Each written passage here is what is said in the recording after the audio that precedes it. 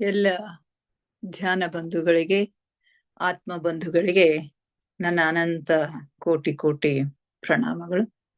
ಇಂದಿನ ಧ್ಯಾನ, ಸ್ವಾಧ್ಯಾಯ, ಸತ್ಸಂಗ ಕಾರ್ಯಕ್ರಮಕ್ಕೆ ತಮಗೆಲ್ಲರಿಗೂ ಹೃತ್ಪೂರ್ವಕ ಸ್ವಾಗತ, ಸುಸ್ವಾಗತ.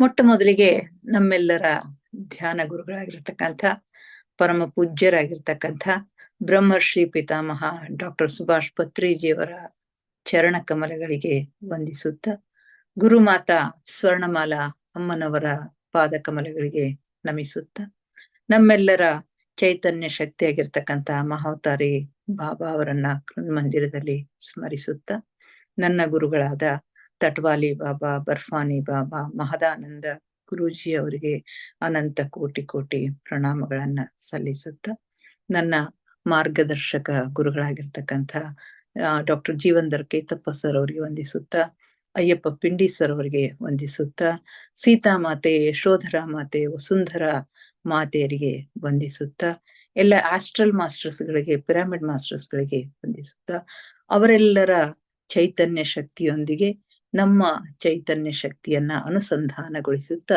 ಇಂದಿನ ಸ್ವಾಧ್ಯಾಯವನ್ನ ಪ್ರಾರಂಭಿಸೋಣ. ಮಾಸ್ಟರ್ಸ್, ಸೀತಾಯಣದ ಸ್ವಾಧ್ಯಾಯಕ್ಕೆ ಮತ್ತೊಮ್ಮೆ ತಮಗೆಲ್ಲರಿಗೂ ಸ್ವಾಗತ, ಸುಸ್ವಾಗತ.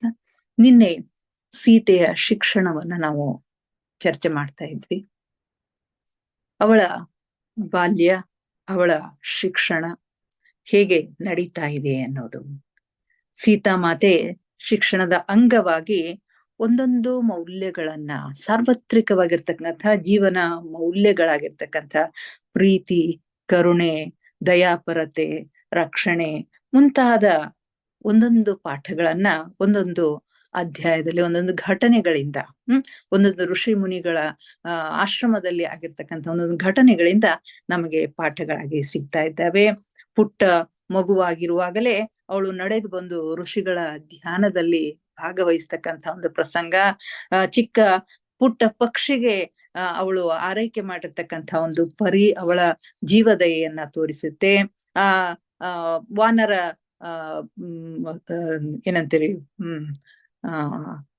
ಕೋತಿಗಳ ಒಂದು ಸಂಘದಲ್ಲಿ ಹೋಗಿ ಅವುಗಳಿಗೆ ತೋರಿಸಿರ್ತಕ್ಕಂಥ ಒಂದು ತಾಯಿಯ ಪ್ರೀತಿ, ಪ್ರಕೃತಿಯಲ್ಲಿ ಎಲ್ಲಿ ಏನೇ ಆದ್ರೂ ಅದನ್ನ ಗುರುತಿಸ್ತಕ್ಕಂಥದ್ದು, ಅದನ್ನ ಸ್ವತಃ ಅನುಭವಿಸ್ತಕ್ಕಂಥ ಅವಳ ಗುಣ ಏನದಲ್ಲ, ಅದು ಅವಳಲ್ಲಿ ಇರ್ತಕ್ಕಂಥ ಒಂದು ದಿವ್ಯ ಶಕ್ತಿ ಅಂತ ಹೇಳ್ತೀವಿ.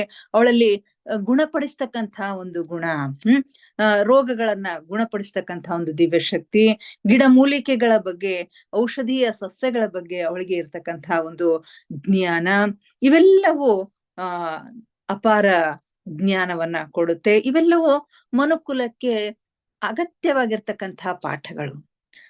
ಇಂದಿಗೂ ಕೂಡ, ಅಂದ್ರೆ ಸಾರ್ವತ್ರಿಕವಾಗಿ ಎಲ್ಲ ಕಾಲಕ್ಕೂ ಇದು ಅನ್ವಯ ಆಗ್ತಕ್ಕಂಥ ಪಾಠಗಳು. ಈ ಶಿಕ್ಷಣದ ಅಂಗವಾಗಿ ಮುಂದಿನ ಘಟನೆಗಳನ್ನ, ಮುಂದಿನ ಪ್ರಸಂಗಗಳನ್ನ ಈಗ ನೋಡೋಣ. ಹೀಗೆ ಕೆಲವು ತಿಂಗಳುಗಳ ನಂತರ ಇನ್ನೊಂದು ಘಟನೆ ಸಂಭವಿಸುತ್ತೆ. ನಿಸರ್ಗ ಜಗತ್ತು ಸಹಿಸುವ ನೋವನ್ನು ಮಾತೆ ಎಷ್ಟು ಸೂಕ್ಷ್ಮವಾಗಿ ಅನುಭವಿಸ್ತಾ ಇದ್ರು ಅಂತಕ್ಕಂಥದ್ದನ್ನ ತಿಳಿಸ್ತಕ್ಕಂಥ ಸಂಗತಿ ಇದು. ನಿಸರ್ಗಕ್ಕೆ ಆಗ್ತಕ್ಕಂಥ ಒಂದು ನೋವೇನದಲ್ಲ, ಅದು ತನ್ನ ನೋವು ಅಂತ ಹೇಳಿ ಅವಳು ಎಷ್ಟು ಸೂಕ್ಷ್ಮವಾಗಿ ಅದನ್ನ ಅನುಭವಿಸ್ತಾ ಇದ್ರು ಅನ್ನೋದನ್ನ ತಿಳಿಸ್ತಕ್ಕಂಥ ಒಂದು ಘಟನೆ ಇಲ್ಲಿ ನಡೆಯುತ್ತೆ. ಮಿಥಿಲೆಯಿಂದ ಸ್ವಲ್ಪವೇ ದೂರದಲ್ಲಿ, ಕೆಲವೇ ಗಂಟೆಗಳಲ್ಲಿ ತಲುಪಬಹುದಾಗಿರ್ತಕ್ಕಂಥ ಒಂದು ಪ್ರದೇಶ, ಋಷಿಗಳ ಆಶ್ರಮ ಇರುತ್ತೆ. ಆ ಆಶ್ರಮಕ್ಕೆ ಮಹಾರಾಜರಿಗೆ ಆಹ್ವಾನ ಇರುತ್ತೆ. ಅಂಥ ಒಂದು ಋಷಿಗಳ ಸಭೆಗೆ ಜನಕ ಮಹಾರಾಜರು ಹೋಗ್ತಾರೆ. ಹೋಗುವಾಗ ಸೀತೆಯನ್ನು ಕೂಡ ಕರೆದುಕೊಂಡು ಹೋಗ್ತಾರೆ. ಅದು ಒಂದು ಕಾಡಿನಲ್ಲಿ ಕಟ್ಟಿರ್ತಕ್ಕಂಥ ಒಂದು ಆಶ್ರಮ, ತುಂಬಾ ವಿಶಾಲವಾಗಿರ್ತಕ್ಕಂಥ ಆಶ್ರಮ, ಇನ್ನು ಅದನ್ನ ವಿಸ್ತರಿಸ್ತಕ್ಕಂಥ ಯೋಜನೆ ಇರ್ತಕ್ಕಂಥ ಒಂದು ಆಶ್ರಮ ಅದು ಆಗಿರುತ್ತೆ. ಆಗ ಆ ಆಶ್ರಮಕ್ಕೆ ಸೀತಾಮಾತೆಯು ಕೂಡ ಮಹಾರಾಜರ ಜೊತೆಗೆ ಹೋಗ್ತಾಳೆ. ಆಮೇಲೆ ಅಲ್ಲಿ ಹೋದಾಗ ಸಭೆಗೆ ಆಹ್ವಾನ ಮಾಡ್ಲಿಕ್ಕೆ ಒಬ್ರು ಬರ್ತಾರೆ. ಅಲ್ಲಿ ಎಲ್ಲ ಆ ವಲಯದಲ್ಲಿ ಆಶ್ರಮಗಳು ಹೇಗೆ ಬೆಳೀತಾ ಇವೆ ಅನ್ನೋದನ್ನ ಚರ್ಚೆ ಮಾಡುವುದಕ್ಕಾಗಿನೇ ಒಂದು ಸಭೆಯನ್ನ ಋಷಿಗಳು ಕರೆದಿರ್ತಾರೆ. ಆ ಸಭೆಗೆ ಬರಬೇಕು ಅಂತ ಹೇಳಿ ಮಹಾರಾಜರನ್ನ ಆಹ್ವಾನಿಸಿದಾಗ, ಸಾಮಾನ್ಯವಾಗಿ ಈ ಎಂತ ಎಲ್ಲ ಸಭೆಗಳಿಗೆ ಸೀತಾಮಾತೆ ಸ್ವ ಇಚ್ಛೆಯಿಂದ ಹೋಗ್ತಾ ಇರ್ತಾಳೆ. ಆದ್ರೆ ಇವತ್ ಯಾಕೋ ಅವಳಿಗೆ ಬೇಡ ಅನ್ಸುತ್ತೆ. ಪಿತಾಜಿ ನಾನು ಬರೋದಿಲ್ಲ, ನೀವೇ ಹೋಗ್ರಿ ಅಂತ ಹೇಳಿ ಸಭೆಗೆ ಹೋಗ್ಲಿಕ್ಕೆ ಅವಳು ಇಷ್ಟಪಡೋದಿಲ್ಲ. ಆದ್ರೆ ಅವಳು ಪ್ರತಿಕ್ರಿಯಿಸಿರೋದನ್ನ ನೋಡಿದಾಗ ಜನಕ ಬಾಬಾ ಅವರಿಗೆ ಆಶ್ಚರ್ಯ ಆಗ್ತದ. ಆದ್ರೂ ಕೂಡ ಏನು ಅವಳಿಗೆ ಒತ್ತಾಯ ಮಾಡದೇನೆ ತಾವೇ ಹೋಗ್ತಾರೆ. ಆ ಸಭೆಯನ್ನ ಮುಗಿಸ್ಕೊಂಡು ಬರ್ತಾರೆ. ಹೀಗೆ ಮುಂದಿನ ಕೆಲವು ದಿನಗಳು ಕೂಡ ತನ್ನಷ್ಟಕ್ಕೆ ತಾನೇ ಸೀತೆ ಮಂಕಾಗಿರೋದನ್ನ ಗಮನಿಸ್ತಾರೆ. ಅವಳ ಮುಖದಲ್ಲಿ ಏನೋ ಒಂದು ದುಃಖ ಆವರಿಸಿರೋದನ್ನ ನೋಡ್ತಾ ಇರ್ತಾರೆ.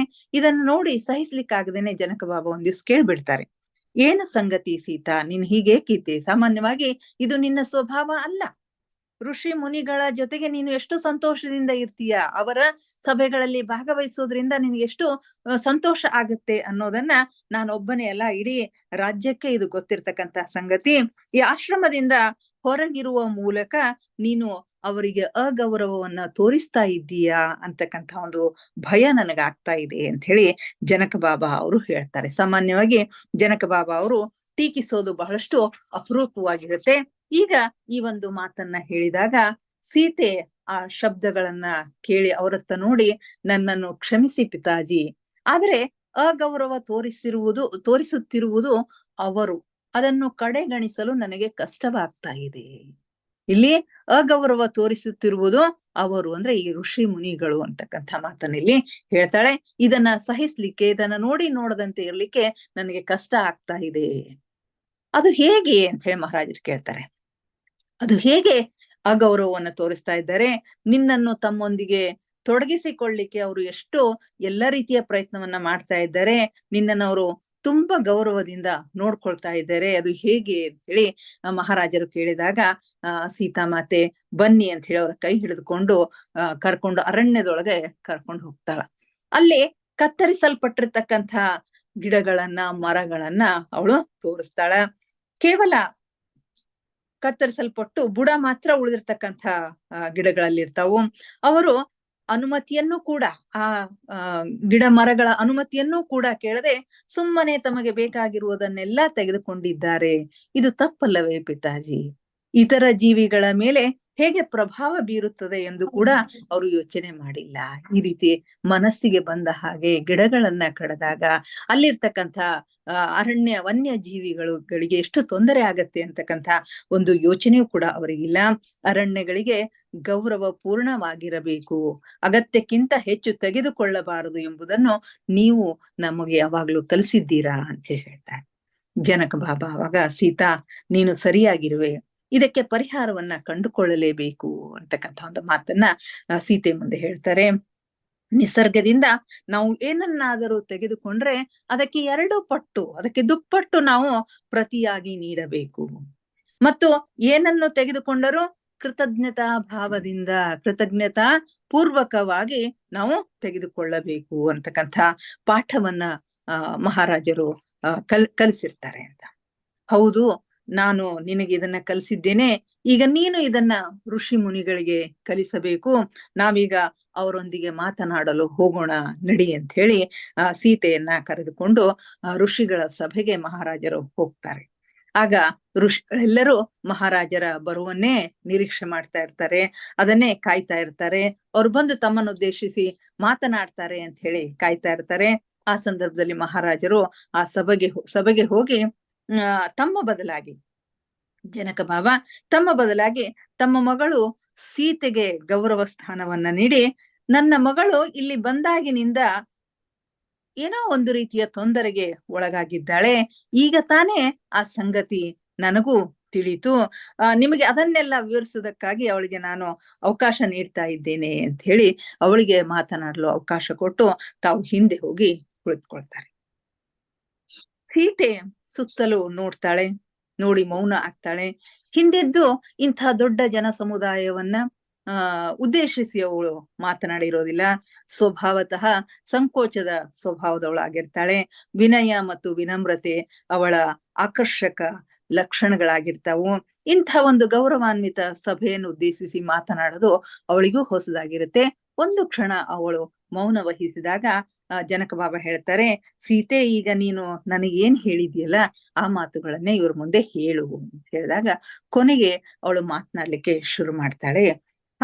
ಆಗ ಆ ಧ್ವನಿ ಹೇಗಿರುತ್ತೆ ಅನ್ನೋದನ್ನ ನಮ್ಮ ಮೀನಾಕ್ಷಿ ಹೇಳ್ತಾಳೆ. ಅವಳದು ಮೃದುವಾದ ಶಿಶು ಸಹಜವಾಗಿರ್ತಕ್ಕಂತಹ ಧ್ವನಿ ಆಗಿರ್ಲಿಲ್ಲ. ಅವಳ ಧ್ವನಿ ಅವಳದಾಗಿರ್ಲಿಲ್ಲ, ಅದು ಬೇರೆ ಇದೆ ಆಗಿತ್ತು. ಆ ಧ್ವನಿ ಎಂಥದಾಗಿತ್ತು ಅಂತಂದ್ರೆ ಅದು ಅಧಿಕಾರ ಮತ್ತು ಅಪರಾಧ ನಿರ್ಣಯದಿಂದ ಅನುರಣಿಸಿದ ಧ್ವನಿಯಾಗಿತ್ತು ಅಂತ ಹೇಳಿ. ಅಧಿಕಾರಯುಕ್ತವಾಗಿರ್ತಕ್ಕಂತಹ ಧ್ವನಿ, ಅಪರಾಧವನ್ನ ನಿರ್ಣಯ ಮಾಡ್ತಕ್ಕಂಥ ಒಂದು ಧ್ವನಿ ಅದು ಆಗಿತ್ತು ಅಂತಕ್ಕಂಥ ಮಾತುಗಳನ್ನ ಇಲ್ಲಿ ಮೀನಾಕ್ಷಿ ಹೇಳ್ತಾಳೆ. ಏನು ಮಾತು ಹೇಳ್ತಾಳೆ ಆ ಸಭೆಯಲ್ಲಿ ಅಂತಂದ್ರೆ, ಈ ಅಗೌರವವನ್ನು ನೋಡಲು ನನಗೆ ತುಂಬಾ ದುಃಖವೆನಿಸುತ್ತದೆ. ಈ ಅಗೌರವವನ್ನು ನೋಡಲು ನನಗೆ ತುಂಬಾ ದುಃಖವೆನಿಸುತ್ತದೆ ಎಂದಾಗ ಋಷಿಗಳೆಲ್ಲರೂ ಆಶ್ಚರ್ಯದಿಂದ ಸೀತೆಯ ಕಡೆಗೆ ನೋಡ್ತಾರೆ. ಏನು ಮಾಡ್ಲಿಕ್ಕಾಗದೆ ಕೈ ಕಟ್ಕೊಂಡು ನಿಲ್ತಾರೆ. ಅದರಲ್ಲಿ ಒಬ್ರು ಹೇಳ್ತಾರೆ, ರಾಜಕುಮಾರಿ ಸೀತೆ, ಯಾರಾದರೂ ಆಶ್ರಮವಾಸಿಗಳು ನಿಮಗೆ ಅಗೌರವವನ್ನ ತೋರಿಸಿದ್ದರೆ ನಮ್ಮನ್ನು ಕ್ಷಮಿಸಿ, ಅದು ಉದ್ದೇಶಪೂರ್ವಕವಾಗಿ ಆಗಿರ್ಲಿಕ್ಕೆ ಸಾಧ್ಯನೇ ಇಲ್ಲ ಅಂತಕ್ಕಂಥ ಮಾತುಗಳನ್ನ ಅವರು ಹೇಳ್ತಾರೆ. ಅವಳ ಮಾತುಗಳಿಂದ ಆಶ್ಚರ್ಯ ಆಗ್ತದೆ. ಇಲ್ಲಿ ಅಗೌರವಕ್ಕೆ ಒಳಗಾಗಿರೋದು ನಾನಲ್ಲ, ಅಗೌರವಕ್ಕೆ ಒಳಗಾಗಿರೋದು ಅರಣ್ಯ. ಎಲ್ಲ ಜೀವಿಗಳು ಅರಣ್ಯವನ್ನು ಅವಲಂಬಿಸಿವೆ ಅನ್ನೋದನ್ನ ಯೋಚಿಸಿದನೆ, ಅದರ ಪರಿಣಾಮವನ್ನು ಯೋಚಿಸಿದನೆ ಬಹಳಷ್ಟು ಗಿಡಗಳನ್ನ ನೀವು ತೆಗೆದುಕೊಂಡಿದ್ದೀರಿ. ಮರಗಳು ಜೀವಿಗಳಲ್ಲವೇ? ಅವು ಅರಣ್ಯ ಜೀವಿಗಳಿಗೆ ಆಹಾರ ಮತ್ತು ಆಶ್ರಯವನ್ನು ನೀಡುವುದಿಲ್ಲವೇ? ಇದು ತಪ್ಪಲ್ಲವೇ ಅಂತಕ್ಕಂಥ ಮಾತನ್ನ ಹೇಳ್ತಾರೆ. ಅಗೌರವಕ್ಕೆ ಒಳಗಾಗಿರೋದು ಇಲ್ಲಿ ನಾನಲ್ಲ, ಅರಣ್ಯ ಅಗೌರವಕ್ಕೆ ಒಳಗಾಗಿದೆ. ಅವರ ಪರ್ಮಿಷನ್ ತಗೊಳ್ಳದೇನೆ, ಏನನ್ನು ಕೇಳದೇನೆ ಸಾಕಷ್ಟು ಗಿಡಗಳನ್ನ ನೀವು ತೆಗೆದುಕೊಂಡಿದ್ದೀರಿ. ಅವುಗಳು ಜೀವಿಗಳು, ಮರಗಳು ಜೀವಿಗಳಲ್ಲವೇ? ಅವು ಅನೇಕ ಅರಣ್ಯ ಜೀವಿಗಳಿಗೆ ಆಹಾರ ಒದಗಿಸ್ತಕ್ಕಂಥ, ಆಶ್ರಯ ನೀಡ್ತಕ್ಕಂಥವುಗಳಲ್ಲವೇ ಅಂತ ಹೇಳ್ತಾರೆ. ನಮ್ಮ ಪೂರ್ವಜರು ಅರಣ್ಯದಿಂದಲೇ ಪಾಲನೆ ಪೋಷಣೆಗೊಂಡಿದ್ದಾರೆ ಎನ್ನುವುದನ್ನು ನೀವು ಮರೆತಿರಬಹುದು. ಅದಕ್ಕಾಗಿ ನಾವು ಕೃತಜ್ಞತೆಯನ್ನು ಸಲ್ಲಿಸಬೇಕು ಎಂಬುದನ್ನು ನಮಗೆ ಕಲಿಸಬೇಕಾಗಿಲ್ಲ ಅಂತ ಹೇಳ್ತಾರೆ. ನಮ್ಮ ಪೂರ್ವಜರು ಕೂಡ ಅರಣ್ಯದಿಂದಲೇ ಪಾಲನೆ ಪೋಷಣೆಯನ್ನ ಮಾಡ್ತಾ ಇದ್ರು ಅನ್ನೋದನ್ನ ನೀವು ಮರ್ತಾಗಿದೆ. ಅಂದ್ರೆ ನಾವು ಅರಣ್ಯದಿಂದ ನಮ್ಗೆ ಏನು ಬೇಕೋ ಅವಶ್ಯಕವಾಗಿರೋದನ್ನ ತೆಗೆದುಕೊಳ್ಬೇಕು. ಆದ್ರೆ ತೆಗೆದುಕೊಳ್ಳುವುದು ಹೇಗೆ? ಅಲ್ಲಿ ಆ ಆಶ್ರಮದ ಮುಖ್ಯಸ್ಥರು ಧ್ವನಿ ಏರಿಸಿ ಪ್ರತಿಭಟನೆ ಮಾಡ್ತಾರೆ. ನಮ್ಮ ಆಶ್ರಮವನ್ನ ನಿರ್ಮಿಸಿಕೊಳ್ಳಿಕ್ಕೆ ನಮಗೆ ಸ್ಥಳಾವಕಾಶ ಬೇಕಾಗಿತ್ತು, ನಮಗೆ ಸಾಮಗ್ರಿಗಳು ಬೇಕಾಗಿತ್ತು. ಇದು ಕೂಡ ಅಷ್ಟೇ ಮಹತ್ವಪೂರ್ಣ ಆಗಿದೆಯಲ್ಲ, ಅದಕ್ಕಾಗಿ ನಾವು ತೆಗೆದುಕೊಂಡಿದ್ದೇವೆ. ನೀವು ಅರಣ್ಯದ ಸಲಕರಣೆಗಳನ್ನ ತೆಗೆದುಕೊಂಡಿದ್ದಕ್ಕೆ ನಾನು ಬೇಡ ಅನ್ನೋದಿಲ್ಲ, ಆದ್ರೆ ಎಷ್ಟು ಅವಶ್ಯಕವಿದೆಯೋ ಅಷ್ಟನ್ನ ತೆಗೆದುಕೊಳ್ಳಬೇಕು. ನಮ್ಮ ಪೂರ್ವಜರು ಕೂಡ ಇದರಿಂದ ಅರಣ್ಯದಿಂದಲೇ ತಮ್ಮ ಪೋಷಣೆಯನ್ನ ಮಾಡ್ಕೊಳ್ತಾ ಇದ್ರು. ಆದ್ರೆ ಅಲ್ಲಿ ಒಂದು ಶಿಸ್ತಿತ್ತು, ಅಲ್ಲಿ ಒಂದು ಪರಿ ಇತ್ತು. ಏನು ತಮ್ಮ ಅವಶ್ಯಕತೆಗೆ ಎಷ್ಟಿದೆಯೋ ಅಷ್ಟನ್ನ ಮಾತ್ರ ಅವರು ತೆಗೆದುಕೊಳ್ತಾ ಇದ್ರು ಅಂತಕ್ಕಂಥ ಮಾತುಗಳನ್ನು ಸೀತೆ ಹೇಳ್ತಾಳೆ. ಹಾಗಾದ್ರೆ ಪರಿಹಾರ ಏನು? ನಮ್ಗೆ ಸಲಹೆ ಕೊಡಿ ಸೀತಾಮಾತೆ. ಆಶ್ರಮ ನಿರ್ಮಾಣ ಮತ್ತು ವಿಸ್ತಾರ ಕಾರ್ಯವನ್ನ ನಾವು ಇಲ್ಲಿ ನಿಲ್ಲಿಸ್ಬೇಕು, ಹೇಗೆ ಅಂತೇಳಿ ಅವ್ರು ಕೇಳ್ತಾರೆ. ಆಗ ಸೀತಾ ವಿಚಾರ ಮಗ್ನಳಾಗಿ, ಅಲ್ಲ, ಅದು ಪರಿಹಾರ ಅಲ್ಲ. ನಿಮಗೆ ಆಶ್ರಮವನ್ನ ನಿರ್ಮಾಣ ಮಾಡೋದನ್ನ, ಅದರ ವಿಸ್ತರಣೆ ಮಾಡೋದನ್ನ ನಿಲ್ಲಿಸಬೇಕು ಅಂತಕ್ಕಂಥ ಮಾತನ್ನ ನಾನು ಹೇಳೋದಿಲ್ಲ. ನಿಸರ್ಗದಿಂದ ನಾವು ಏನನ್ನು ಪಡೆದುಕೊಳ್ಳುತ್ತೇವೆಯೋ ಅದಕ್ಕೆ ಪ್ರತಿಯಾಗಿ ದ್ವಿಗುಣವಾಗಿ ನಾವು ಮರಳಿ ನೀಡಬೇಕು. ನಿಸರ್ಗದಿಂದ ನಾವು ಏನ್ ತಗೊಂಡಿದ್ವಿಯೋ ಅದಕ್ಕೆ 2 ಪಟ್ಟಾಗಿ ನಾವು ಮರಳಿ ನೀಡಬೇಕು ಎಂದು ನನ್ನ ಪಿತಾಜಿ ನನಗೆ ಕಲಿಸಿದ್ದಾರೆ. ನೀವು ಪಡೆದ ಪ್ರತಿಯೊಂದು ಗಿಡಕ್ಕೆ ಪರ್ಯಾಯವಾಗಿ, ಪರಿಹಾರವಾಗಿ, ಅದಕ್ಕೆ ಪ್ರತಿಯಾಗಿ ನೀವು 2 ಗಿಡಗಳನ್ನ ಇಲ್ಲಿ ನೆಡಬೇಕು. ನಮ್ಮ ಅಗತ್ಯಗಳು ನ್ಯಾಯಸಮ್ಮತವಾಗಿದ್ದರೆ ಏನಾದ್ರೂ ತೆಗೆದುಕೊಳ್ಳುವ ಮೊದಲು ಕಾಡಿನ ಅನುಮತಿಯನ್ನ ನಾವು ಪಡೆದುಕೊಳ್ಳಬೇಕು. ಕಾಡಿನ ಜೀವಿಗಳನ್ನು ನಾವು ಪರಿಗಣಿಸಲು ಒಂದು ವೇಳೆ ವಿಫಲರಾದ್ವಿ ಅಂತಂದ್ರೆ ಭವಿಷ್ಯ ಸಮೃದ್ಧವಾಗಿರುವುದಿಲ್ಲ. ಕಾಡನ್ನ ಪೋಷಿಸ್ಲಿಕ್ಕೆ, ಅದನ್ನ ರಕ್ಷಿಸ್ಲಿಕ್ಕೆ, ಆ ಜೀವಿಗಳನ್ನ ಪರಿಗಣಿಸ್ಲಿಕ್ಕೆ ನಾವು ವಿಫಲರಾದ್ವಿ ಅಂತಂದ್ರೆ ಭವಿಷ್ಯದಲ್ಲಿ ನಾವು ಸಮೃದ್ಧಿಯನ್ನ ಕಾಣ್ಲಿಕ್ಕೆ ಸಾಧ್ಯನೇ ಇಲ್ಲ ಅಂತಕ್ಕಂಥ ಮಾತುಗಳನ್ನ ಇಲ್ಲಿ ಹೇಳ್ತಾರೆ. ಕೊನೆಗೆ ಅಲ್ಲಲ್ಲೇ ಸಭೆಯಲ್ಲಿ ಗೊಂದಲನೂ ಆಗತ್ತೆ. ಕೆಲವರು ಏನೇನೋ ತಮ್ಮಲ್ಲೇ ಮಾತಾಡ್ಕೊಳ್ತಾರೆ. ಕೊನೆಗೆ ಒಂದು ನಿರ್ಣಯಕ್ಕೆ ಬರ್ತಾರೆ. ಇದು ತುಂಬಾ ಒಳ್ಳೆಯ ಪರಿಹಾರ, ಇದನ್ನ ಏಕಕಾಲದಲ್ಲಿ ಕಾರ್ಯರೂಪಕ್ಕೆ ತರುತ್ತೇವೆ ಅಂತ ಹೇಳಿ ಆಶ್ರಮದ ಮುಖ್ಯಸ್ಥರು ಹೇಳ್ತಾರೆ. ಇದುವರೆಗೆ ಇದುವರೆಗೆ ಮೌನವಾಗಿ ಎಲ್ಲವನ್ನೂ ಕೇಳಿಸಿಕೊಳ್ಳುತ್ತಿದ್ದ ಜನಕ ಮಹಾರಾಜರು ಎದ್ದು ನಿಂತು ಇಡೀ ವಿದೇಹ ಸಾಮ್ರಾಜ್ಯದಲ್ಲಿ ಈ ನಿರ್ಣಯವನ್ನ ಕಾರ್ಯರೂಪಕ್ಕೆ ತರುತ್ತೇವೆ ಅಂತಕ್ಕಂಥ ಮಾತನ್ನ ಘೋಷಿಸ್ತಾರೆ. ಹೀಗೆ ಪ್ರತಿಯೊಂದು ಸಮಸ್ಯೆಗೂ ಪರಿಹಾರ ಇದೆ. ಭಿನ್ನತೆಗಳನ್ನು ಪರಿಹರಿಸಿ ಎದುರಾದ ಅಗತ್ಯಗಳನ್ನು ಸಮನ್ವಯಗೊಳಿಸಲು ನೀವು ಯಾವಾಗಲೂ ಮಾರ್ಗಗಳನ್ನು ಕಂಡುಕೊಳ್ಳಬೇಕಾಗಿದೆ ಅಂತಕ್ಕಂಥದ್ದನ್ನ ಇದು ಸೀತೆ ಬಾಲಕಿಯಾಗಿದ್ದಾಗ ತೋರಿರ್ತಕ್ಕಂಥ ಒಂದು ಪ್ರಕೃತಿ ಪ್ರೀತಿ ಅಂತ ಹೇಳಿ, ಅವಳ ಒಂದು ಪ್ರಕೃತಿಯ ಮೇಲೆ ಅವಳಿಗೆ ಇರ್ತಕ್ಕಂಥ ಒಂದು ಪ್ರೀತಿ ಈ ರೀತಿ ವ್ಯಕ್ತ ಆಗಿದೆ. ಮುಂದೆ ಆಶ್ರಮದಿಂದ ಅರಮನೆಗೆ ಬರ್ತಾರೆ. ಅರಮನೆಗೆ ಬಂದಿಂದ ಅಲ್ಲಿ ನಡೆದಿರ್ತಕ್ಕಂಥ ಎಲ್ಲ ಸಂಗತಿಗಳನ್ನ ಸುನೈನಾ ಮಾತೆ ಮುಂದೆ ಹೇಳ್ತಾರೆ. ಆಗ ಸುನೈನಾ ಮಾತೆ ತುಂಬಾ ಸಂತೋಷದಿಂದ, ಇನ್ನು ಮುಂದೆ ನಮ್ಮ ರಾಜ್ಯವನ್ನು ಆಳುವವರು ಯಾರು ಅಂತಕ್ಕಂಥ ಚಿಂತೆ ನಮ್ಗೆ ಅಗತ್ಯ ಇಲ್ಲ. ಒಂದು ದಿನ ನಿಮ್ಮ ಮಗಳು ನಿಮ್ಮ ಸ್ಥಾನವನ್ನ ಗ್ರಹಿಸ್ಲಿಕ್ಕೆ ಸಮರ್ಥಳಾಗಿದ್ದಾಳೆ ಅಂತಕ್ಕಂಥ ಮಾತನ್ನ ಸುನೈನಾ ಮಾತೆ ಹೇಳ್ತಾಳೆ. ಅವಳು ರಾಜ್ಯಭಾರ ವಹಿಸಿಕೊಂಡ್ರೆ ಜನತೆ ತುಂಬಾ ಸಂತೋಷ ಪಡ್ತಾರೆ ಅಂತಕ್ಕಂಥ ಮಾತನ್ನು ಕೂಡ ಅವಳು ಹೇಳ್ತಾಳೆ. ಆದ್ರೆ ಈ ಮಾತಿಗೆ ಜನಕ ಬಾಬಾ ಒಪ್ಪೋದಿಲ್ಲ. ಅವರು ತಲೆ ಅಲ್ಲಾಡಿಸಿ ಏನ್ ಹೇಳ್ತಾರೆ ಅಂತಂದ್ರೆ, ನಾನು ಎಷ್ಟು ಪ್ರಯತ್ನ ಪಟ್ರು ಸೀತೆಯ ಭವಿಷ್ಯವನ್ನು ನೋಡಲು ನನಗೆ ಸಾಧ್ಯವಾಗ್ತಾ ಇಲ್ಲ. ಧ್ಯಾನದಲ್ಲಿದ್ದಾಗ ಎಲ್ಲವನ್ನೂ ಅವರು ನೋಡ್ತಾ ಇರ್ತಾರೆ, ಭವಿಷ್ಯದಲ್ಲಿ ಏನಾಗುತ್ತೆ ಅನ್ನೋದನ್ನು ಕೂಡ ತಿಳ್ಕೊಳ್ತಾ ಇರ್ತಾರೆ. ಆದ್ರೆ ಸೀತೆಯ ಭವಿಷ್ಯವನ್ನು ನೋಡ್ಲಿಕ್ಕೆ ಸಾಧ್ಯ ಆಗ್ತಾ ಇಲ್ಲ. ಆ ದೃಶ್ಯವೇ ನನಗೆ ನಿರ್ಬಂಧಿಸಲ್ಪಟ್ಟಿದೆ ಅಂತ ಹೇಳ್ತಾರೆ. ಆದ್ರೆ ಸುನೈನಾ ಇಷ್ಟಂತೂ ನಿಜ, ಅವಳು ಈ ನಮ್ಮ ರಾಜ್ಯವನ್ನಾಗ್ಲಿ ಅಥವಾ ಬೇರೆ ರಾಜ್ಯವನ್ನಾಗಲಿ ಆಳಲಿಕ್ಕೆ ಬಂದವಳಲ್ಲ, ಮತ್ತು ಮಿಥಿಲೆಯಲ್ಲಿಯೇ ಉಳಿಯೋದಕ್ಕಾಗಿಯೂ ಅವಳು ವಿಧಿ ನಿಯಮಗೊಂಡಿಲ್ಲ. ನೀನು ಆ ಉದ್ದೇಶವನ್ನ ಇಟ್ಕೊಳ್ಳೇ ಬೇಡ. ನನ್ನ ನಂತರ ಅವಳು ರಾಜ್ಯಭಾರವನ್ನ ಮಾಡ್ತಾಳೆ, ನಮ್ಮ ಜವಾಬ್ದಾರಿಯನ್ನ ತೆಗೆದುಕೊಳ್ತಾಳೆ ಅಂತಕ್ಕಂಥ ಒಂದು ಆಶೆಯನ್ನ ನೀನು ಇಟ್ಕೊಳ್ಳೇ ಬೇಡ. ಅದಕ್ಕಾಗಿ ಅವಳು ನಮ್ಮ ಹತ್ತಿರ ಬಂದಿಲ್ಲ. ಅವಳು ಲೋಕ ಸೇವೆ ಮಾಡುತ್ತಾಳೆಂಬುದು ಮಾತ್ರ ನನಗೆ ಗೊತ್ತು. ಅದಕ್ಕೆ ತರಬೇತಿಯನ್ನ ಕೊಡುವುದಕ್ಕಾಗಿ ಮಾತ್ರ ನಾವು ಇಲ್ಲಿ ಇದ್ದೇವೆ ಅಂತಕ್ಕಂಥ ಮಾತುಗಳನ್ನ ಹೇಳ್ತಾರೆ. ಈ ಪ್ರಸಂಗವು ಅವಳ ಬಾಲ್ಯಾವಸ್ಥೆಯ ಪರಿವರ್ತನೆಯ ಮೊದಲ ಸೂಚನೆಯಾಗಿದೆ. ಅವಳ ಈ ಒಂದು ವರ್ತನೆ ಏನದಲ್ಲ, ಪರಿವರ್ತನೆ ಏನದಲ್ಲ, ಅದು ಅವಳ ಮೊದಲ ಅವಳ ಒಂದು ಬಾಲ್ಯಾವಸ್ಥೆಯಿಂದ ಅವಳು ಪ್ರೌಢಾವಸ್ಥೆಗೆ ಹೋಗ್ತಾ ಇದ್ದಾಳೆ ಅಂತಕ್ಕಂಥ ಒಂದು ಪರಿವರ್ತನೆಯ ಮೊದಲ ಸೂಚನೆಯಾಗಿದೆ. ಈಗ ಅವಳು ಆಶ್ರಮಗಳನ್ನ ಭೇಟಿ ನೀಡುವುದು, ಅರಣ್ಯಗಳಲ್ಲಿ ಅಲಿದಾಡುವುದಕ್ಕಿಂತ ಋಷಿಗಳ ಹತ್ತಿರ ಕುಳಿತುಕೊಂಡು ಅವರ ಬೋಧನೆಗಳನ್ನು ಕೇಳುವುದು, ಅವುಗಳಿಗೆ ಪ್ರತಿಕ್ರಿಯಿಸುವುದರಲ್ಲಿ ಅವಳು ಹೆಚ್ಚು ಆಸಕ್ತಿಯನ್ನ ತೋರಿಸ್ತಾ ಇದ್ದಾಳೆ ಅಂತಕ್ಕಂಥ ಮಾತನ್ನ ಹೇಳ್ತಾರೆ. ಇನ್ನು ಮುಂದೆ ಮತ್ತೊಂದು ವರ್ಷದ ನಂತರ ಇನ್ನೊಂದು ಪ್ರಸಂಗ ನಡೀತದ. ಮಹಾರಾಜರಿಗೆ ಕೆಲವು ನಿಶ್ಚಿತ ಮಂತ್ರಗಳನ್ನು ಕಲಿಸಿದಂತ ಒಬ್ಬ ಮಹರ್ಷಿಗಳು ಅವರ ಭೇಟಿಯಾಗ್ಲಿಕ್ಕೆ ಮಹಾರಾಜರು ಜನಕ ಬಾಬಾ ಹೋಗ್ತಾ ಇರ್ತಾರೆ. ಅವರೊಂದಿಗೆ ಸೀತಾಮಾತೆಯು ಕೂಡ ಹೋಗ್ತಾಳೆ. ಒಂದು ಸಂಜೆ ಆ ಮಹರ್ಷಿಗಳು ಒಂದು ನಿಶ್ಚಿತವಾಗಿರ್ತಕ್ಕಂಥ ಮಂತ್ರದ ಪ್ರತಿಯೊಂದು ಧ್ವನಿಯ ಅರ್ಥವನ್ನ ವಿವರಿಸ್ತಾ ಇರ್ತಾರೆ. ಆಗ ಸೀತೆ ಮಧ್ಯ ಪ್ರವೇಶಿಸಿ, ಕೇವಲ ಶಬ್ದಗಳನ್ನು ಆಲೋಚಿಸಿದರೆ ಮಾತ್ರ ಸಾಕಾಗುವುದಿಲ್ಲವೇ? ನಾವು ಜೋರಾಗಿ ಏಕೆ ಉಚ್ಚರಿಸಬೇಕು? ಈ ಮಂತ್ರಗಳನ್ನ ನಾವು ಕೇವಲ ಆಲೋಚಿಸಿದ್ರೆ ಸಾಕಲ್ಲವೇ? ಅದನ್ನ ಜೋರಾಗಿ ನಾವು ಯಾಕೆ ಉಚ್ಚರಿಸಬೇಕು ಅಂತಕ್ಕಂಥ ಒಂದು ಪ್ರಶ್ನೆಯನ್ನ ಸೀತೆ ಅಲ್ಲಿ ಆ ಋಷಿಗಳಿಗೆ ಕೇಳ್ತಾಳೆ. ಆಗ ಋಷಿಗಳು ಏನ್ ಹೇಳ್ತಾರೆ ಅಂತಂದ್ರೆ, ಸೀತೆ, ಶಬ್ದಗಳು ಪ್ರಕಂಪನಗಳಾಗಿವೆ.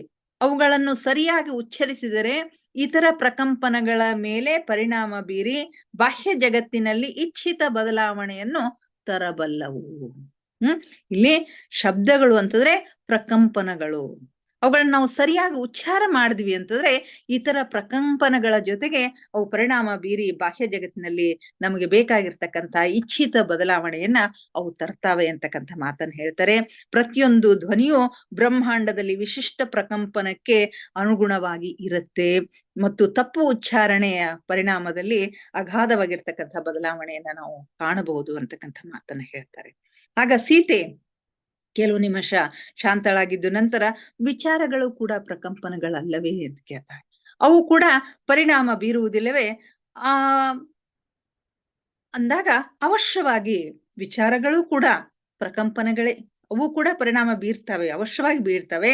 ಆದ್ರೆ ಧ್ವನಿಯು ವಿಚಾರಕ್ಕಿಂತ ಹೆಚ್ಚು ಶಕ್ತಿಶಾಲಿಯಾಗಿದೆ. ಅದಕ್ಕಾಗಿಯೇ ಮಂತ್ರೋಚ್ಚಾರಣೆಯನ್ನ ಜೋರಾಗಿ ಮಾಡ್ತಾರೆ ಅಂತಕ್ಕಂಥ ಮಾತನಲ್ಲಿ.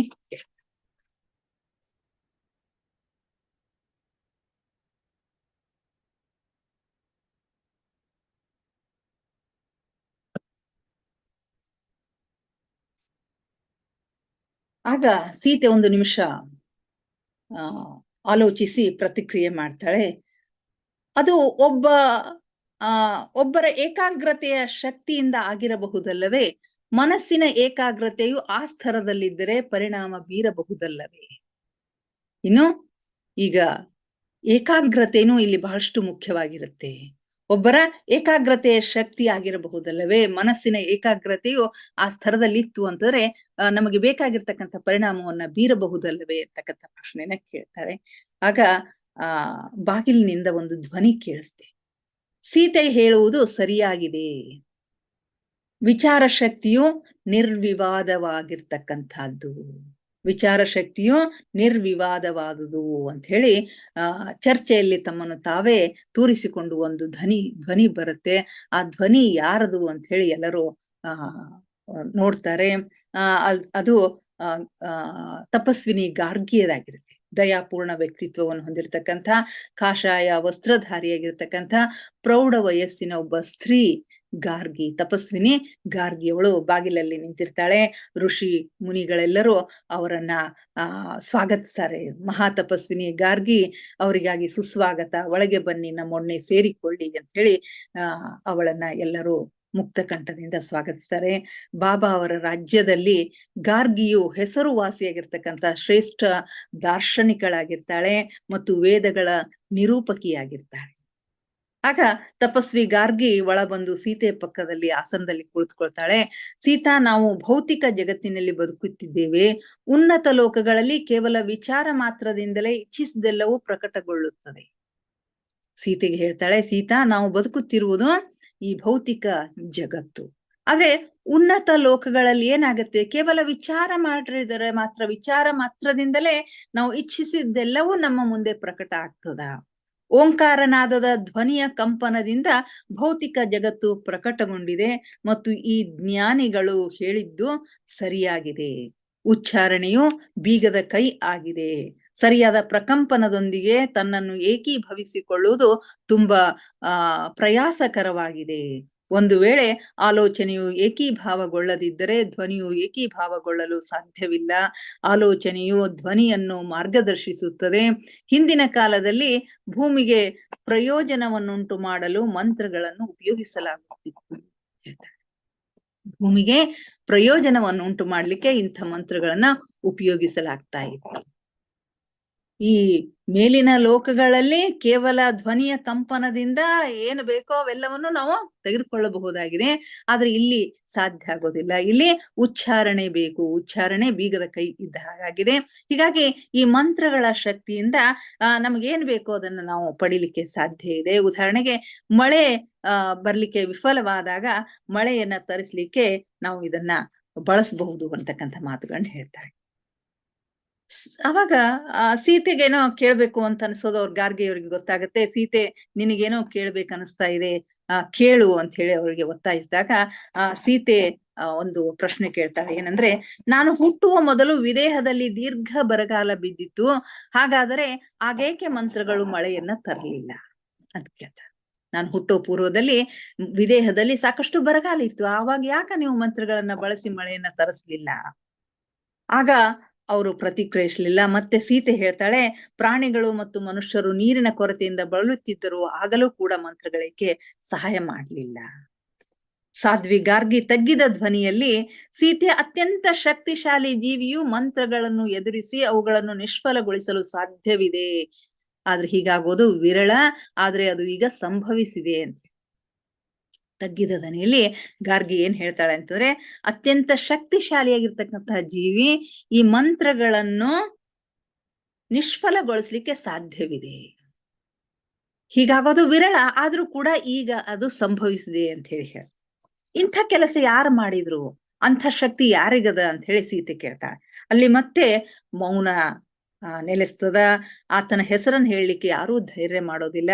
ಅಂತಿಮವಾಗಿ ಜನಕ ಮಹಾರಾಜರು ಮಧ್ಯಪ್ರವೇಶ ಮಾಡಿ ಏನ್ ಹೇಳ್ತಾರೆ ಅಂತಂದ್ರೆ, ಈಗ ತಡ ಆಗ್ತಾ ಇದೆ, ಬಹುಶಃ ಈಗ ವಿಶ್ರಾಂತಿಯ ಸಮಯವಾಗಿದೆ ಅಂತ ಹೇಳಿ ಅವರು ಸಭೆಯನ್ನ ಮುಗಿಸ್ಲಿಕ್ಕೆ ಸೂಚನೆಯನ್ನ ಕೊಡ್ತಾರೆ. ಆದ್ರೆ ಸೀತೆ, ಪಿತಾಜಿ, ಇಂತಹ ನೋವಿಗೆ ಯಾರು ಕಾರಣರು, ಏಕೆ, ನಾನು ತಿಳಿದುಕೊಳ್ಳೇಬೇಕು ಅಂತಂದಾಗ ಆತನ ಹೆಸರು ರಾವಣ ಅಂತಕ್ಕಂತಹ ಮಾತನ್ನ ಗಾರ್ಗಿ ಶಾಂತ ಚಿತ್ತದಿಂದ ಹೇಳ್ತಾಳೆ.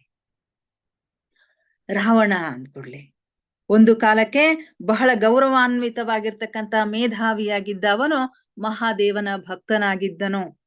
ದೀರ್ಘ ತಪಸ್ಸಿನಿಂದ ಬಹಳ ಶಕ್ತಿಯನ್ನ ಸಂಪಾದಿಸಿದವನವನು. ಅವನ ತಾಯಿ ಶಕ್ತಿಯುತವಾಗಿರ್ತಕ್ಕಂಥ ಅಸುರಳಾಗಿದ್ದಳು. ತಂದೆ ವೇದಗಳ ಗೌರವಾನ್ವಿತ ಪಂಡಿತರಾಗಿದ್ದರು. ರಾವಣ ಅಭಿಮಾನ ಮತ್ತು ದುರಹಂಕಾರಗಳಿಗೆ ಒಳಪಟ್ಟು 3 ಲೋಕಗಳ ಮೇಲೆ ವಿಜಯ ಸಾಧಿಸ್ಲಿಕ್ಕೆ ಪ್ರಯತ್ನ ಮಾಡ್ತಾನೆ. ಅವನಲ್ಲಿರ್ತಕ್ಕಂಥ ದುರಹಂಕಾರದಿಂದ ಅವನು ಮಂತ್ರಗಳನ್ನು ಎದುರಿಸುವಂತಹ ಒಂದು ಅಪರೂಪದ ವ್ಯಕ್ತಿಗಳಲ್ಲಿ ಒಬ್ಬನಾಗಿರ್ತಾನೆ. ಅವನು ಭೂಮಿಯ ಬಹಳಷ್ಟು ಭಾಗಗಳನ್ನ ಅಧೀನಪಡಿಸಿಕೊಂಡಿದ್ದಾನೆ. ಅವನು ಕಪಟಿಯಾಗಿದ್ದಾನೆ. ಆದ್ರೆ ವಿದೇಹದ ತಂಟೆಗೆ ಅವನು ಬರೋದಿಲ್ಲ. ಯಾಕಂದ್ರೆ ಇಲ್ಲಿ ಋಷಿಗಳು ಸುರಕ್ಷಿತವಾಗಿ ಇದ್ದಾರೆ ಅಂತ ಹೇಳಿ ಹೇಳ್ತಾರೆ.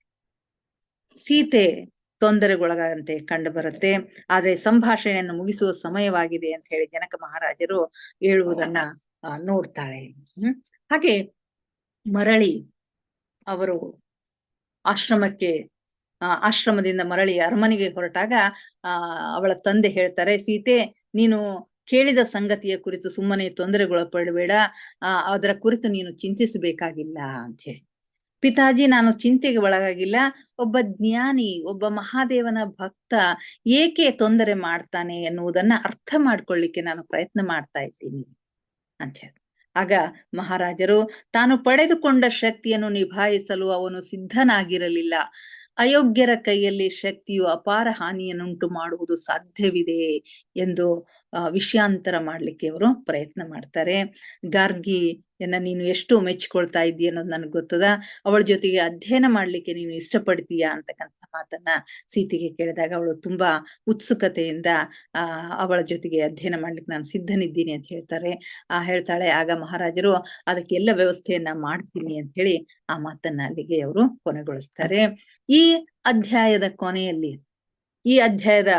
ಕೊನೆಯಲ್ಲಿ ಸಮಯ ಆಗ್ತಾ ಇದೆ. ಈ ಕೊನೆಯನ್ನ ನಾಳೆಗೆ ಚರ್ಚೆ ಮಾಡೋಣ. ಇನ್ನು ಸ್ವಲ್ಪ ಕೆಲವು ವಿಷಯಗಳು ಉಳಿದಿವೆ.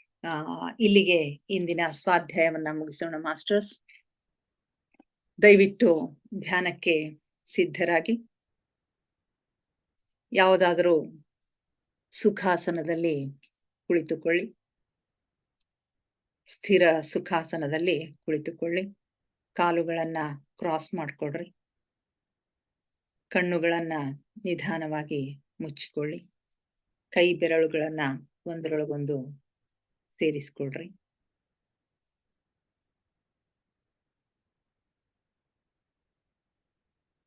ಮುಖದ ಮೇಲೆ ಮಂದಹಾಸವಿರಲಿ.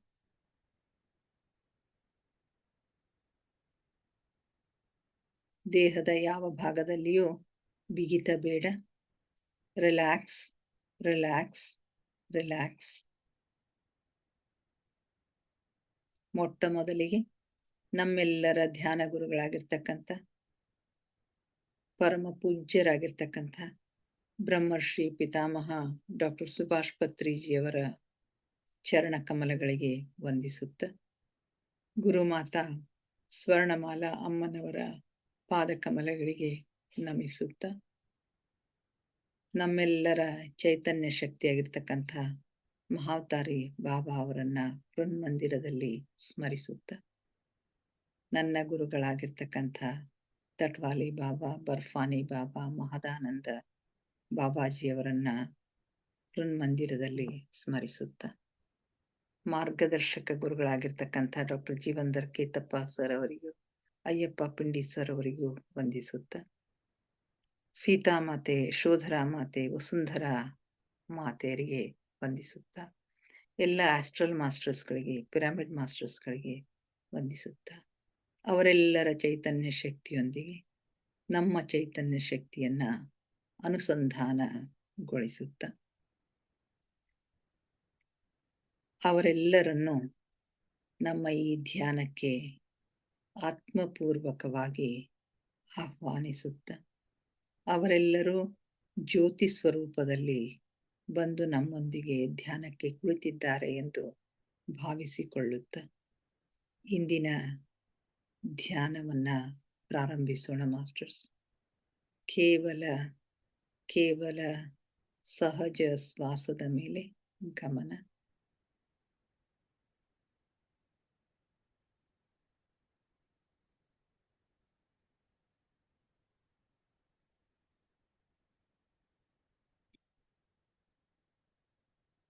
ನಮ್ಮ ಉಸಿರೇ ನಮ್ಮ ಗುರು.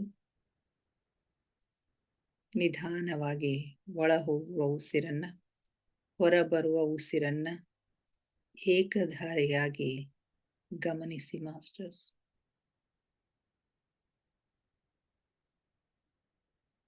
ಉಸಿರು ಒಳ ಹೋಗುವಾಗ ತಂಪು ಅನುಭವ, ಹೊರಬರುವಾಗ ಬಿಸಿ ಅನುಭವ ಆಗುತ್ತೆ. ಗಮನಿಸಿ.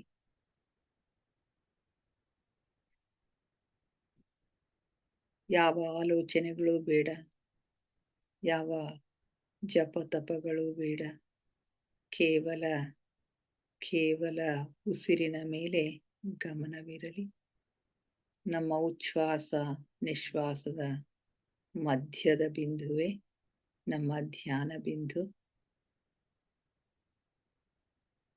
ಅದುವೇ ನಮ್ಮ ಆಂತರಿಕ ಜಗತ್ತಿನ ಕೀಲಿಕೈ. ಅಲ್ಲಿಯೇ ನಮ್ಮ ಸಹಸ್ರಾರ ಚಕ್ರದಿಂದ ವಿಶ್ವ ಪ್ರಾಣ ಶಕ್ತಿ ಹರಿದು ಬರುತ್ತೆ. ಅದುವೇ ನಮ್ಮ ಆತ್ಮ ಸಾಕ್ಷಾತ್ಕಾರದ ಬಿಂದು.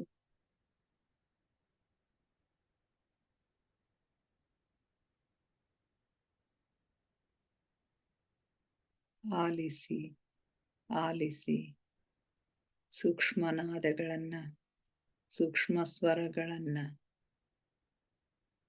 ಆಲಿಸಿ. ನಿಮ್ಮ ಹೃದಯದ ಬಡಿತವನ್ನ ಆಲಿಸಿ, ರಕ್ತ ಪರಿಚಲನೆಯನ್ನ ಆಲಿಸಿ, ನಿಮ್ಮ ಶ್ವಾಸವನ್ನ ಆಲಿಸಿ, ಶ್ವಾಸದ ಏರಿಳಿತವನ್ನ ಗಮನಿಸಿ, ಜೀರುಂಡೆಯ ನಾದವನ್ನ ಆಲಿಸಿ, ಓಂಕಾರನಾದವನ್ನ ಆಲಿಸಿ.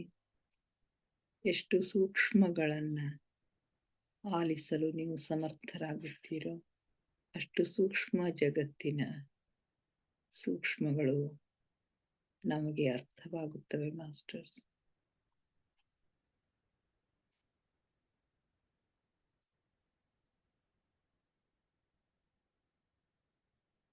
ನಾನು ದೇಹವಲ್ಲ, ನಾನು ಆತ್ಮಸ್ವರೂಪಿ. ನನ್ನ ಉಸಿರೇ ನನ್ನ ಗುರು.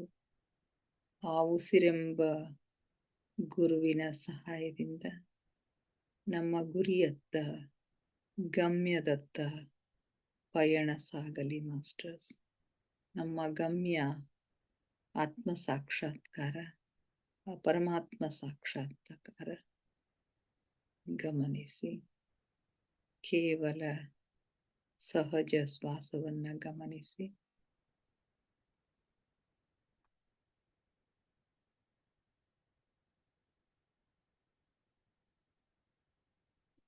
ಧ್ಯಾನ ಆಳವಾದ ಹಾಗೆ ಉಸಿರು ನಿಧಾನವಾಗ್ತಾ ಇದೆ. ಉಸಿರು ಚಿಕ್ಕದಾಗ್ತಾ ಭ್ರೂ ಮಧ್ಯದಲ್ಲಿ ಆಜ್ಞಾಚಕ್ರದಲ್ಲಿ ಸ್ಥಿರಗೊಳ್ತಾ ಇದೆ. ಅಲ್ಲಿ ನಮ್ಮ ಆಜ್ಞಾಚಕ್ರ ಜಾಗೃತ ಆಗ್ತಾ ಇದೆ. ಹಲವು ಬಣ್ಣಗಳು, ಹಲವು ವಿಷನ್ಗಳು, ದೃಶ್ಯಗಳು ನಮಗೆ ಕಾಣಿಸುತ್ತವೆ. ಅನುಭವಿಸಿ ಮಾಸ್ಟರ್ಸ್, ಅನುಭವಿಸಿ. ಆ ಸೀತಾಮಾತೆಯ ಪ್ರಕಂಪನಗಳನ್ನ, ಅವಳ ಶಕ್ತಿಗಳನ್ನ ಅನುಭವಿಸಿ ಮಾಸ್ಟರ್ಸ್. ಅವಳ ಪ್ರೀತಿಯನ್ನ, ಅವಳ ಮಮತೆಯನ್ನ ಆಲಿಂಗಿಸಿ, ಅನುಭವಿಸಿ. ಆಳವಾದ ಧ್ಯಾನವೆಂಬ ಹಾಲ್ಗಡಲಿನಲ್ಲಿ ನಿಮ್ಮನ್ನು ನೀವು ಮುಳುಗಿಸಿ ಮಾಸ್ಟರ್, ಮುಳುಗಿಸಿ, ಆನಂದಿಸಿ, ಆಹ್ಲಾದಿಸಿ.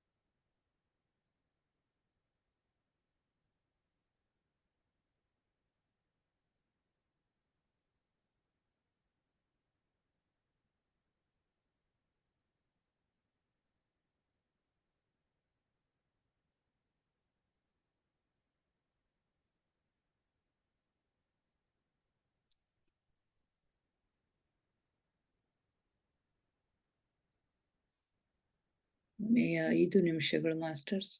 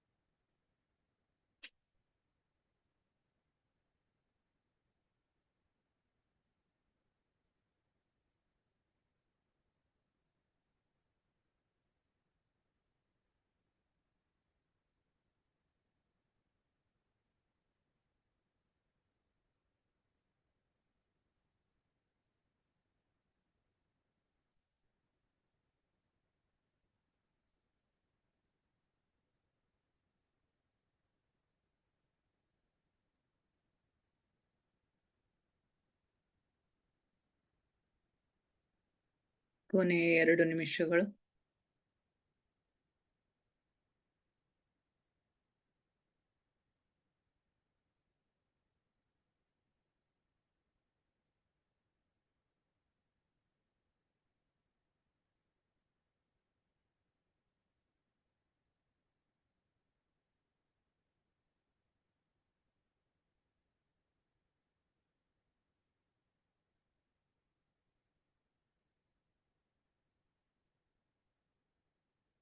ಕೊನೆಯ 1 ನಿಮಿಷ.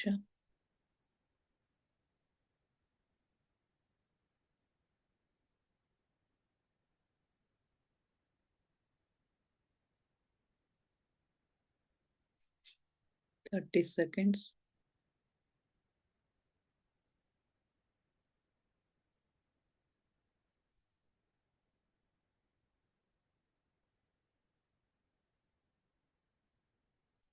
Ten seconds.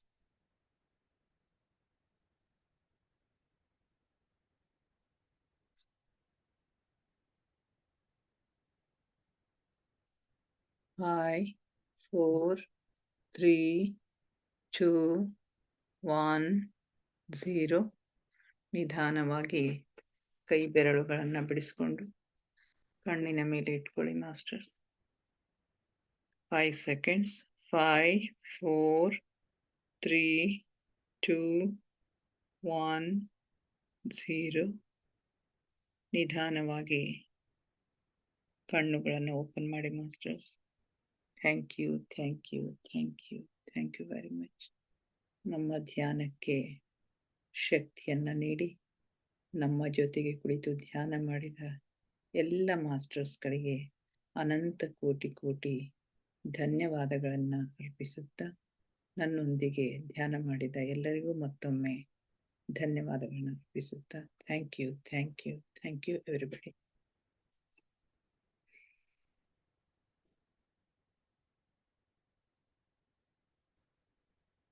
ಯಾರಾದ್ರೂ ಏನಾದ್ರೂ ಶೇರ್ ಮಾಡ್ಕೊಳ್ಳೋದಿದ್ರೆ ಮಾಡ್ಕೊಟ್ರು. ಹಲೋ ಹಲೋ ಚೆನ್ನಾಗಾಯ್ತು ಮೇಡಮ್, ನಿಮ್ದು ವಿವರಣೆ ಚೆನ್ನಾಗಿತ್ತು. ಇವತ್ತೇನೋ ಒಂಥರ ಬ್ಲೂ ಲೈಟ್ ಯೆಲ್ಲೋ ಲೈಟ್ ಬಂದಂಗ ಆಗ್ತಾ ಇದೆ. ಹೌದಾ ಇದು ಮೇಡಮ್? ಒಂಥರ ಇಷ್ಟ ಚೆನ್ನಾಗೈತೆ. ಮೇಡಮ್ ಇನ್ನೊಂದ್ಸರಿ ಹೇಳ್ರಿ ಮೇಡಮ್. ಸ್ವಲ್ಪ ನಾ ಇದು ಮಾಡಿದ್ದೆ, ಮ್ಯೂಟ್ ಮಾಡಿದ್ದೆ, ಕೇಳಿಸ್ಲಿಲ್ಲ. ಹೌದಾ, ಚೆನ್ನಾಗಾಯ್ತು ಇವತ್ತು ನಿಮ್ದು. ನಿಮ್ದು ಏನಂತ ವಿಶ್ಲೇಷಣೆ ತುಂಬಾ ಚೆನ್ನಾಗಿತ್ತು, ನಿಮ್ದು ಎಕ್ಸ್ಪ್ಲನೇಷನ್. ಸ್ವಲ್ಪ ಆಯ್ತು, ಹಂಗೆ ಮಾಡ್ತಾ ಮಾಡ್ತಾ ನಾನು ಟೈಮ್ ನೋಡ್ಲಿಲ್ಲ, 1-2 ನಿಮಿಷ ಜಾಸ್ತಿ ಆಗಿತ್ತು, ಮತ್ತ ಕಟ್ ಮಾಡಿ ಧ್ಯಾನಕ್ಕೆ ಬಂದಂಗಾಯ್ತು. ಪರವಾಗಿಲ್ಲ, ಅದು ಚೆನ್ನಾಗ್ ಅನಿಸ್ತು. ಅದೇ ತುಂಬಾ ಚೆನ್ನಾಗ್ ಅನಿಸ್ತದೆ. ಈ ಮೆಡಿಟೇಷನ್ ವಿಶ್ಲೇಷಣೆ ತುಂಬಾ ಚೆನ್ನಾಗ್ ಅನಿಸ್ತಾ ಇದೆ. ಹೌದಾ? ಸ್ವ ಅಧ್ಯಯನ ಚೆನ್ನಾಗ್ ಅನಿಸ್ತಾ ಇದೆ. ಇದು ಮೆಡಿಟೇಷನ್ ಚೆನ್ನಾಗಿದೆ, ಇಲ್ಲ ಅಂತಿಲ್ಲ. ಇವತ್ತೇನೋ ಒಂದು ಹೊಸ ಅನುಭವ, ಒಂಥರ ಪರ್ಪಲ್ ಬ್ಲೂಯಿಶ್ ಮತ್ತೆ ಯೆಲ್ಲೋ ಲೈಟ್ ಬಂದಂಗ ಅನಿಸ್ತಾ ಇದೆ. ಹೌದಾ ಮೇಡಮ್? ಓಕೆ, ಚೆನ್ನಾಗ್ ಅನಿಸ್ತು. Okay, thank you madam. Okay, ಮತ್ತೆ ಥ್ಯಾಂಕ್ ಯು ಮೇಡಮ್. ಮತ್ತೆ ಯಾರಾದ್ರೂ ಶೇರ್ ಮಾಡ್ಕೊಳ್ತೀರಿ? ಗಂಗಾ? ಅದೇ ಎಕ್ಸ್ಪ್ಲನೇಷನ್ ತುಂಬಾ ಚೆನ್ನಾಗ್ ಅನಿಸ್ತು. ಹೌದಾ? ಧ್ಯಾನಕ್ಕೆ ಹೋಗಿ ಒಂದ್ ಸ್ವಲ್ಪ ಇದಾದ್ಮೇಲೆ ನನಗೆ ಏನದು ಸೂರ್ಯಾಸ್ತ ಸೂರ್ಯೋದಯ ಅಂತ ಏನ್ ಗೊತ್ತಾಗ್ಲಿಲ್ಲ. ಬಟ್ ಸೂರ್ಯ ಬಿಸಿಲು ಕಾಣಿಸ್ತು ನನಗ. ಹೌದಾ? ಹ್ಞೂನ್ರಿ. ಸೂರ್ಯ ಮತ್ ಬಿಸಿಲು ಕಾಣಿಸೋದು, ಸೂರ್ಯೋದಯ ಸೂರ್ಯಾಸ್ತ ಅಂತ ನನಗೆ ಇದಾಗ್ಲಿ ತಕ್ಷಣ ಇದು ಒಂದ್ 2 ಸೆಕೆಂಡ್ ಹಿಂಗ್ ಇದು ಆಗ್ಬಿಡ್ತದ ಅದು. ಪ್ರಕಾಶ ಪ್ರಕಾಶ ಬೆಳಕ್ ಬಂತು. ಬಟ್ ಇದು ಆಯ್ತು, ನನಗೆ ಪೂರ್ತಿ ಬಿಸಿಲಿಂದು ಇದರದ್ದು ಅನುಭವ ಬಂತು. ಎಕ್ಸ್ಪ್ಲನೇಷನ್ ಬೋರ್ ಆಗ್ಲಿಲ್ಲಲ್ಲ? ಸ್ವಲ್ಪ ಡಿಟೇಲ್ ಆಯ್ತು. ಇನ್ನ ಕೇಳ್ಬೇಕೆ ಅನಿಸ್ತದೆ ಎಕ್ಸ್ಪ್ಲನೇಷನ್. ಅದು ತುಂಬಾ ಚೆನ್ನಾಗ್ಯದಲ್ಲ, ಸೀತಾದೇವಿ ಆಕಿನ ಅಮೃತ ಆಕಿ ಋಷಿ ಅದೆಲ್ಲಾ ಕಣ್ಮುಂದ್ ಕಟ್ಟದಾಗ ಆಗ್ತಾ ಇತ್ತು. ಆಕಿ ಎಲ್ಲಾ ಸಭೆಯನ್ನು ಉದ್ದೇಶಿಸಿ ಮಾತನಾಡೋದು, ಅವಳ ಧ್ವನಿ ಬಾಲ್ಯಾವಸ್ಥೆ ಧ್ವನಿ ಅಲ್ದೇನೆ ಗಾಂಭೀರ್ಯ ಧ್ವನಿ, ಅಧಿಕಾರದಿದು, ಮತ್ತೆ ಅದು ಎಲ್ಲಾನು ಅನ್ಯಾಯದ ಬಗ್ಗೆ ಮಾತಾಡೋದು, ಅದೆಲ್ಲ ಕಣ್ಣಿಗೆ ಕಟ್ಟದಂಗ ತುಂಬಾ ಚೆನ್ನಾಗ್ ಅನಿಸ್ತಾ ಇತ್ತು. ಅದು ಒಂದೊಂದು ಬಿಡ್ಲಿಕ್ ಆಗ್ಲಾರ್ದಂಗ ತಗೊಂಡ್ ಬಿಡ್ಲಿಕತ್ತೀನಿ ನಾನು. ಹಿಂಗಾಗಿ ಇಲ್ಲ ತಗೊಳ್ರಕ್ಕ, ಏನು ಬಿಡ್ಬ್ಯಾಡ್ರಿ ಪ್ಲೀಸ್. ಅದು ಏಸಿನ ಹೋಗಲ್ದಕ್ಕ, ಫುಲ್ ತಗೊಳ್ರಿ. ತುಂಬಾ ಚೆನ್ನಾಗ್ ಅನಿಸ್ತಾ ಇದೆ. ಅದು ಗೊತ್ತೇ ಆಗಂಗಿಲ್ಲ. ಆಮೇಲೆ ಧ್ಯಾನ ಮುಗ್ದಿದ್ದು ಗೊತ್ತೇ ಆಗ್ಲಿಲ್ಲ ನನಗ. ಜಸ್ಟ್ ಈಗ ಕೂತೀವಿ ಅನ್ನಂಗಾಗಿ ಒಮ್ಮೆ 5 ನಿಮಿಷ ಅಂತ ತುಣುಕನೆ ಹಾರ್ದ 5 ನಿಮಿಷ ಮುಗಿತ ಧ್ಯಾನ ಅನ್ನಂಗ ಆಯ್ತದು. ಫುಲ್ ಡೀಪ್ ಹೋಗಿದ್ನಲ್ಲ, ಅದು ಟೈಮೇ ಗೊತ್ತಾಗ್ಲಿಲ್ಲ. ಸ್ವಲ್ಪ ಸ್ವಾಧ್ಯಾಯಕ್ಕೆ ಒಂದ್ ಸ್ವಲ್ಪ ಟೈಮ್ ಜಾಸ್ತಿ ಆಯ್ತು. ನಾನ್ ನೋಡೋದಕ್ಕ ಟೈಮ್ 4-2 ನಿಮಿಷ ಆಗ್ಲಿಕತ್ತಿತ್ತು. ಯೂಶಲಿ 4 ಒಳಗೆ. ಅದಕ್ಕೆ ಮತ್ ನಾವ್ ಒಮ್ಮೆ ಕಟ್ ಮಾಡ್ದಂಗ ಆಯ್ತು. ಹಾಗೆ ಮತ್ತೆ ನಂಗ ಸಮಯದ್ದೇನು ಸಮಸ್ಯೆ ಇಲ್ಲ, ಮುಂದ್ ಇನ್ನೊಂದ್ 5 ನಿಮಿಷ ಹೋಗಿಸ್ಬೋದು. ನೀವು ಕೇಳಿಕ್ ಇಂಟ್ರೆಸ್ಟೆಡ್ ಇದ್ರೆ ಹಂಗನು ಮಾಡ್ಬೋದು. ಒಂದ್ 5-10 ನಿಮಿಷ ಹೆಚ್ಚು ಕಡಿಮೆ ಆದ್ರೂ ನಡೀತದ್ರಿಕ್ಕ, ಮಾಡ್ರಿ, ಏನ್ ತೊಂದ್ರೆ ಇಲ್ಲ. ಎಕ್ಸ್ಪ್ಲನೇಷನ್ ಎಷ್ಟು ಈ ಸ್ವಾಧ್ಯಾಯ ಧ್ಯಾನ ಎರಡೂನು ಸಮಸಮವಾಗಿ ಇಂಟ್ರೆಸ್ಟಿಂಗ್ ಆಗಿ ಹೋಗ್ತಾ ಇದೆ. ಅದು ಸ್ವಾಧ್ಯಾಯನು ಅಷ್ಟೇ ಚಂದ ಅನಿಸ್ತದ, ಈ ಕಡೆ ಧ್ಯಾನನು ಅಷ್ಟೇ ಖುಷಿ ಕೊಡ್ಲಿಕತ್ತದ ಅದು. Okay, thank you. ಮತ್ತೆ ಯಾರು ಮಾತಾಡ್ತೀರಿ? ಸರೋಜಿನಿ ಮೇಡಮ್? ಸರೋಜಾ ಮೇಡಮ್ ಇದ್ದೀರಾ? ಅವ್ರ ಆ ಕಡೆನೂ ಹೋಗಿರ್ತಾರ ಅವ್ರು. ಪವಿತ್ರ? ಎಸ್ ಮ್ಯಾಮ್, ಚೆನ್ನಾಗಿತ್ತು ಮ್ಯಾಮ್. ಎಕ್ಸ್ಪ್ಲನೇಷನ್ ತುಂಬಾ ಚೆನ್ನಾಗಿ ಹೇಳ್ತೀರಾ ಮ್ಯಾಮ್ ನೀವು. ಹೌದಮ್ಮ, ಓಕೆ, ಥ್ಯಾಂಕ್ ಯು. ಕೇಳ್ತಾನೆ ಇರ್ಬೇಕು ಅನ್ಸುತ್ತೆ. ಸ್ಟೋರಿ ಇನ್ವಾಲ್ವ್ ಆಗಿ ಕೇಳಿದ್ರೆ ತುಂಬಾ ಚೆನ್ನಾಗ್ ಅನ್ಸುತ್ತೆ. ಕೇಳ್ತಾನೆ ಇರ್ಬೇಕು ಸ್ಟೋರಿನ ಅನ್ಸುತ್ತೆ. Okay, thank you. Thank you ಅಮ್ಮ. ಓಕೆ, ಮತ್ತೆ ಯಾರು ಮಾತಾಡ್ತೀರಿ? ಮೇಡಮ್ ಬಂದ್ರಿ ಧ್ಯಾನದಿಂದ ಹೊರಗಡೆ? ಸರೋಜಿನಿ ಮೇಡಮ್